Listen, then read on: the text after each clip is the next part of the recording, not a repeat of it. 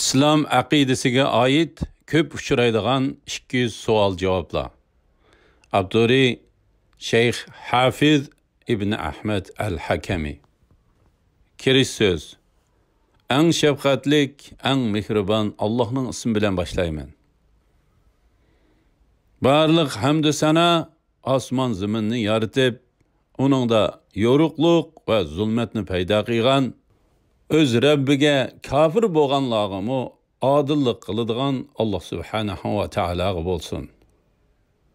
Allah subhanahu va taolo shundoq bir zotdirki, sizlarni, ya'ni sizlarning otanglar Adem alayhissalomni loydan yaratdi. Ondan sizlarning ajlinglarni bekitib, sizlarning terildigan vaqtinglarni öz dargohida aniq belgilab qo'ydi. Ondan sizlar, ey kuffarlar, o'lgandan keyin terilishga shak keltirsizlar. U yana shundoq zotdirki, sizlarning osmon zamindagi barliq ish-harakatlaringlarni bilib turg'uchidir. Shundoq deb guvohlik beramanki, bir Allohdan boshqa ibodatga loyiq hech iloh barhaq yo'qdir. U Alloh shirkdan xoli yakki yegona zotdir. Barliq maxluqat uningga muhtojdir. U bola topganmi emas va tug'ilganmi emas. Hech kishi uningga tengdosh bo'la olmaydi. Butkul maxluqatlar uningga bo'yin egidi.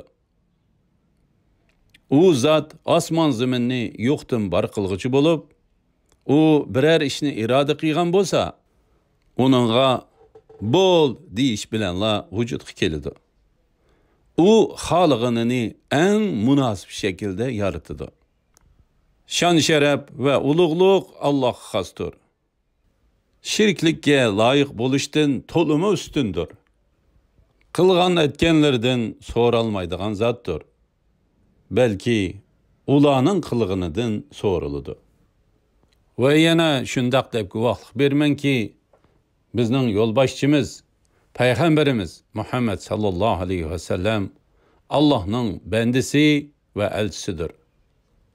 Gerçi kafirlar yaman kögen takdirdimu, Allah onu dininin hemmisini aşkarlap beriş için hak din ve hidayet bilen evetti. Peygamber aleyhissalatu vesselam'a, aile tavabatlarga, hakikatin taymay mangan sahabelerga, Peygamber aleyhisselamның sünnetinden çıkmay, onu mahkem tutup, şu sünnet için dost yoki düşman bulup, şu sünnetni qo'g'dash yo'lida barliqini qurban qilib, dunyodan o'tgan tabiinlarga va qiyomatgacha shularning izidan mangan barliq musulmonlarga Allah subhanahu va taoloning rahmeti va salomi bo'lg'ay.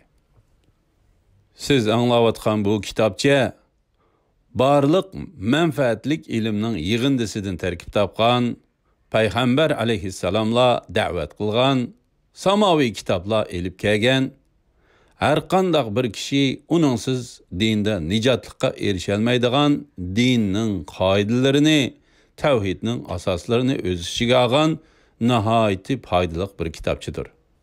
Bu kitobcha dog'dam yo'lga, oshkora haqiqatga boshlab, Allah subhanahu va taoloning kamoli sifatiga zid keladigan barliq shaklarni supurib tashlaydigan, iymonni va uning xislatlarini sharhlab berdi.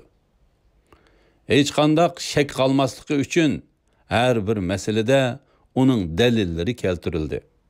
Bid'atchi va havoyi havasiga ergashguchi firqalarning fikrini uningga raddiya berish uchun keltirilganini hisobga olmaganda, faqat ahli sunna vel cemaatning fikrilar bayon qilindi.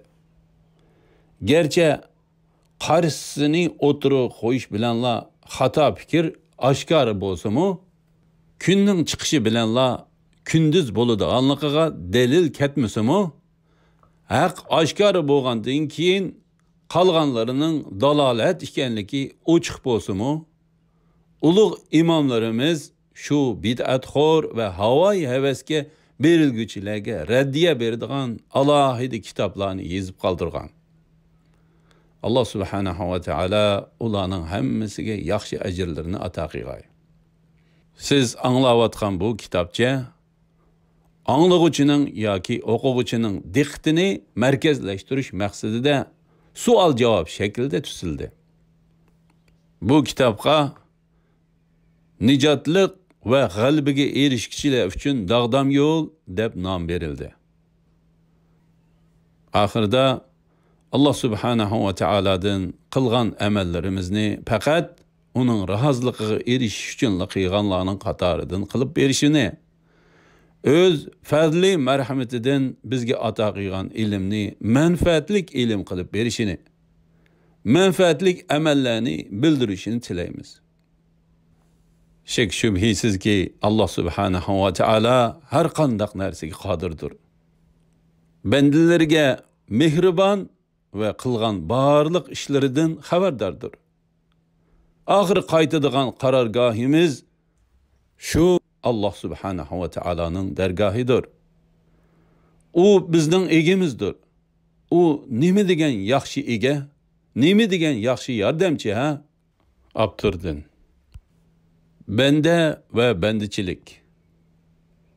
Birinci savol. Bendilarga eng avval nima vojib bo'ladi?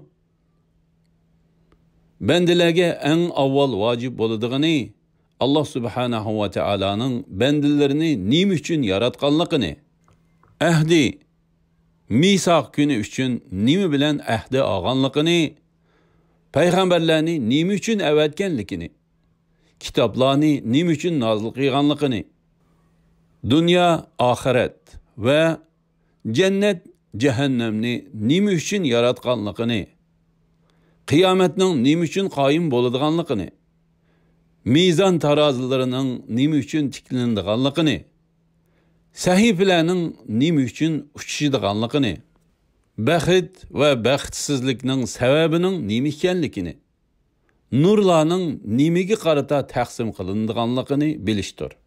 Ahdi kalimasi to'g'risida izohat.